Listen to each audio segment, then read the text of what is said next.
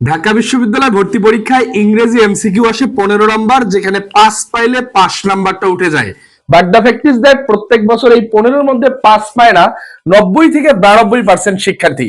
আজকে ছোট্ট একটা ভিডিওতে এমন কয়েকটা টপিকের নাম বলবো যেখান থেকে ঢাকা বিশ্ববিদ্যালয় ভর্তি পরীক্ষায় 100% প্রশ্ন আসবেই আসবে ইনশাআল্লাহ। সুতরাং কথা না বাড়িয়ে আলোচনায় চলে যাব।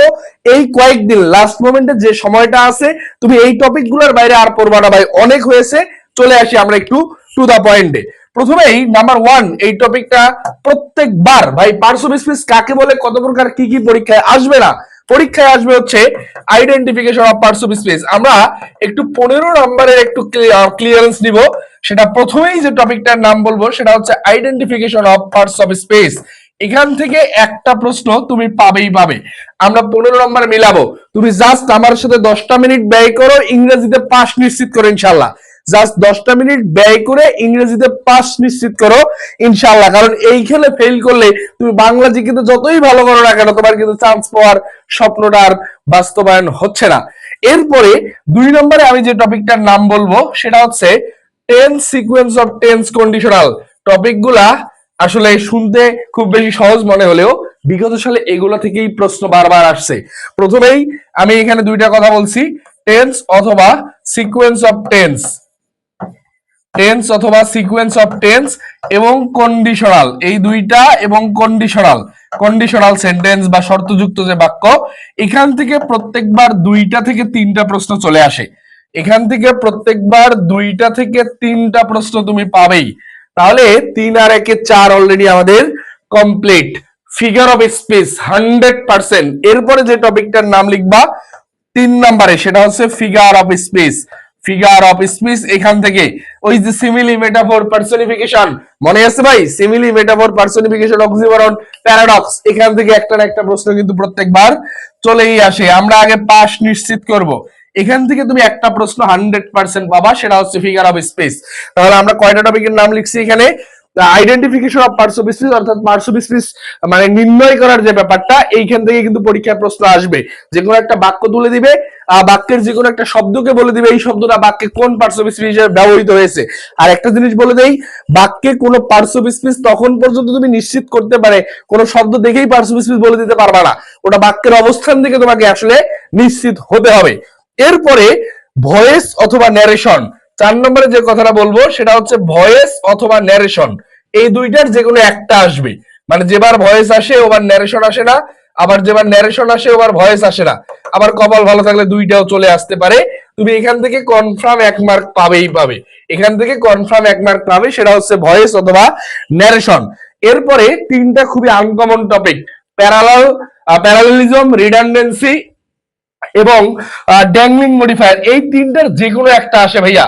একটু আমি বিগত সালের কিন্তু প্রশ্ন অ্যানালাইসিস করছি এবং বিগত কয়েক বছর ঢাকা বিশ্ববিদ্যালয়ে ভর্তি শিক্ষার্থীদের নিয়ে কাজ করার অভিজ্ঞতায় আশা করি এবারও তুমি এর বাইরে প্রশ্ন পাবা না ইনশাআল্লাহ।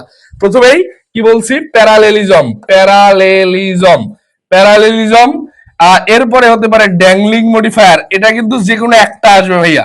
প্যারালেলিজম, এরপরে আসতে পারে ড্যাংলিং মডিফায়ার অথবা প্যারালেলিজম, ড্যাংলিং মডিফায়ার অথবা ইনভার্সন। এই 3টার একটা প্রশ্ন হবে ভাই। এই 3টা থেকে প্রশ্ন হবে একটা। কেন? কারণ তোমার 15টা প্রশ্নে আসলে সব টপিক থেকে প্রশ্ন করার সুযোগও নাই। এই 3টার যে কোনো একটা আসবে, অনেক সময় 2টাও চলে আসে, বাট এই 3টা টপিক তোমার পড়া থাকতেই হবে। তাহলে আমি এখানে কি কি বলছি? Identification of parts of speech, tense, sequence of tense, conditional, figure of speech একটা মাস্ট, ভয়েস অথবা ন্যারেশন একটা আসতে পারে, 2টাও আসতে পারে কপাল ভালো থাকলে। এখানে 2টাও আসতে পারে, but most of the time একটা করে আসছে। প্যারালেলিজম, ড্যাংলিং মডিফায়ার, ইনভার্সন, এখান থেকে একটা অথবা 2টা, বাট একটা তুমি মাস্ট পাবেই পাবে। এরপরে আমরা যদি একটু পরবর্তী অবস্থা দেখার চেষ্টা করি, right form of verb, subject verb agreement. 6 নম্বরে যে কথাটা লিখবা সেটা হচ্ছে রাইট ফর্মস অফ ভার্ব। মানে টপিক গুলা খুবই সহজ, বাট তোমাদের আসলে ডেপথ অফ নলেজ না থাকার কারণে তোমরা আসলে উত্তর করতে পারো না।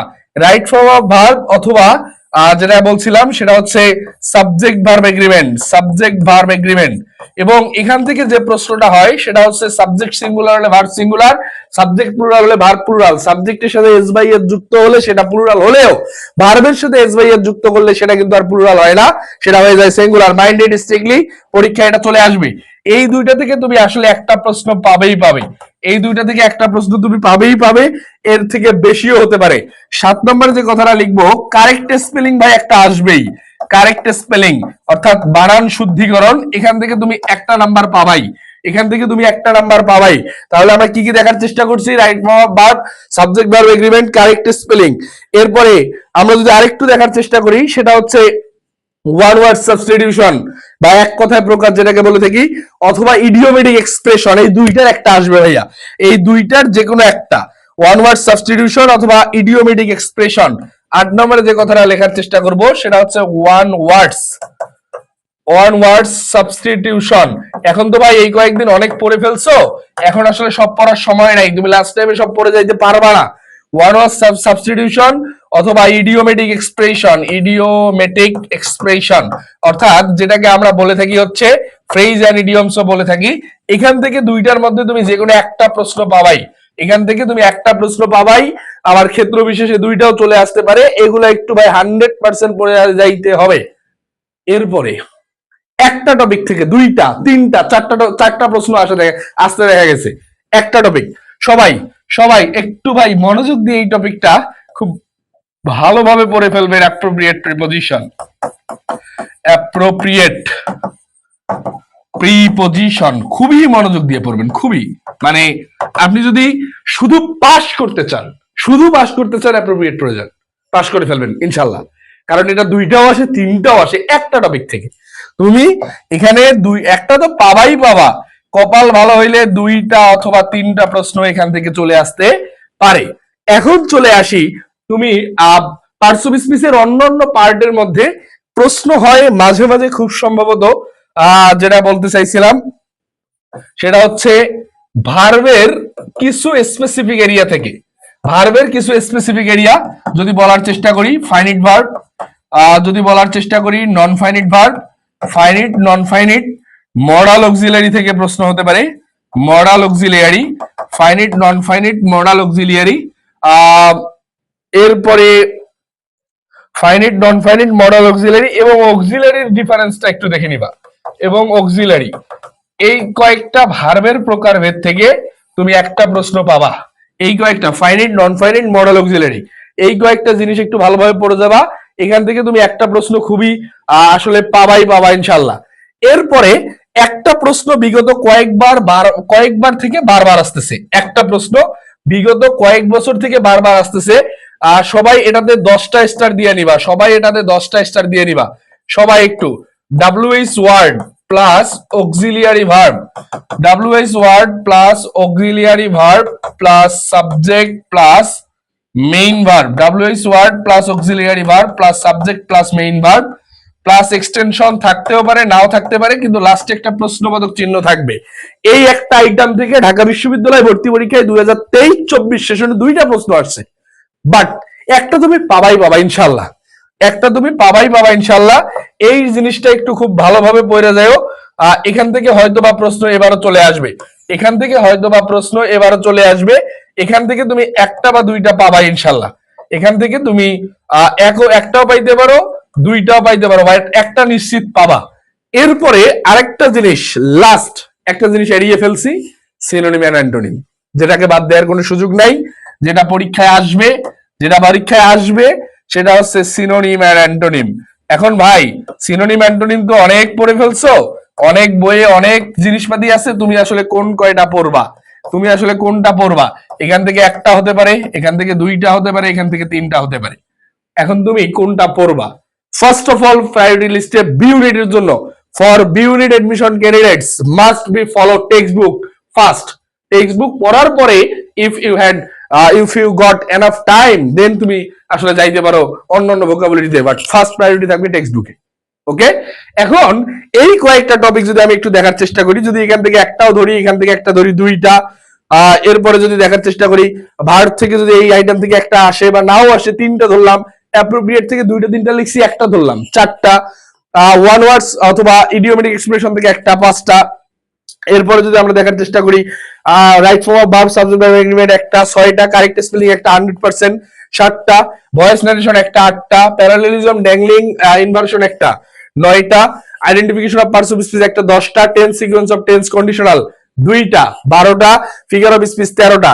এই মিলাই দিলাই 14 প্রশ্নটা প্রশ্ন, 14-15টা প্রশ্ন। অ্যাপ্রোপ্রিয়েট থেকে হয়তো 2টা আসবে, সিনোনিম অ্যান্টোনিম হয়তো 2টা আসবে, 15টা প্রশ্ন কিন্তু তোমার হয়ে যাবে ভাইয়া। তোমরা যারা ঢাকা বিশ্ববিদ্যালয় ভর্তি পরীক্ষা নিয়ে চিন্তা করছো বা পরীক্ষা দিবা, এখন তো চিন্তা করা নাই, প্রস্তুতি শেষ। অর্থাৎ তোমরা যারা আগামীতে 13 তারিখ পরীক্ষায় বসতে যাচ্ছ, এই কয়েকটা আইটেম 100% পড়ার পরে যদি তুমি টাইম পাও নতুন আইটেম পড়ো, বাট এগুলো শেষ না করে নতুন আইটেমে যেও না। ঢাকা বিশ্ববিদ্যালয় ভর্তি পরীক্ষায় এর বাইরে প্রশ্ন হবে না ইনশাল্লাহ এমসিকিউতে। যারা এই আজকে এখানে যা যা লিখছি এই পিডিএফটা পাওয়ার জন্য ভিডিওটা শেয়ার করে একটু ইনবক্সে নক করে আমি পিডিএফটা দিয়ে দিব ইনশাল্লাহ। ঢাকা বিশ্ববিদ্যালয় ভর্তি পরীক্ষার পর বি ইউনিটে যারা ঢাবি ক্যাম্পাসে পরীক্ষা দিতে আসবা, কলা ভবনের সামনে তোমাদের সাথে দেখা হবে। দ্রুত কালেক্ট করে নাও। আর আগামীকাল থেকে আমাদের ঢাবি ফাইনাল শো এর 1200 টপ 1200 এমসিকিউ সলভ করাবো ইনশাল্লাহ। সাইদ সদীপ স্যার পেজে যুক্ত হয়ে যাও। সবাই দ্রুত পিডিএফটা কালেক্ট করে পড়া শুরু করে দাও। আগামীকালকের ক্লাসের ঘোষণা আসতেছে খুব দ্রুতই। দেখা হচ্ছে ক্লাসে, দেখা হচ্ছে দেশ সেরা বিদ্যাপীঠ ঢাকা বিশ্ববিদ্যালয় ক্যাম্পাসে ইনশাল্লাহ।